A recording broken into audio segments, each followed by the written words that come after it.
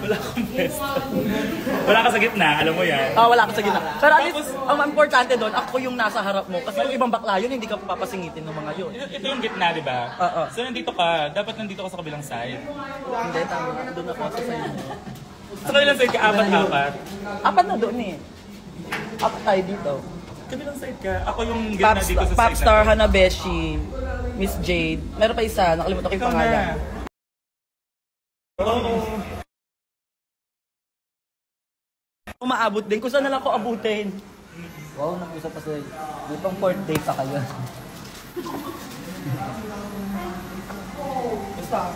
Basta,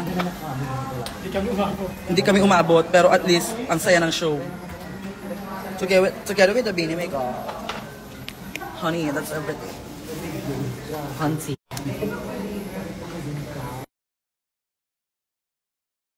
Hoy, may epal na tumatawag. Nakita ko na mga Beanie, tapos sabi ng mga Beanie sa akin, oh my God, Angel, mukha kang Beanie. Diba? Si Joanna sabi sa akin, sabi niya, ang ganda mo. Bakla, ganyan lang. Kapag ang mga kamukhaan natin, yung mga mukhang mukhang normal na tao lang, ang tawag, na normalan lang yung pengkay, dapat give natin, bakla. Kumbaga dapat sasabayaan, di ba? Sasabayaan. Mahusay. Kakinilig ako, sinabihan ako ni Joanna na ang ganda ko. Over, parang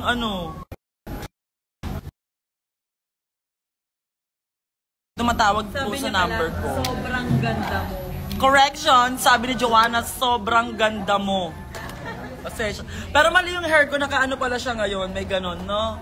Siya kasi, nahabol ko yung look niya, pero ka-color ko ngayon si Aya.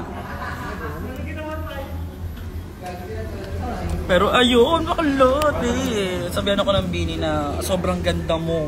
Coming from Beanie, makeup. It's a 10 for me.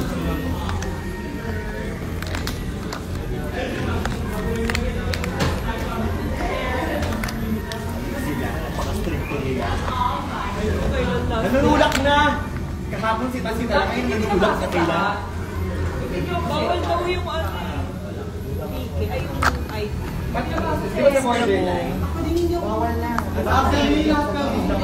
Wala sa gitna. Bawal sa gitna. Di ba? Yes, may tumatawag sa akin, i-announce ko yung number, tama si Ate Tours. That's daw all up. Check nila. Dami daw pong pasok na hindi masyado. Beanie, sobrang pasabog. Masyado ka pretty.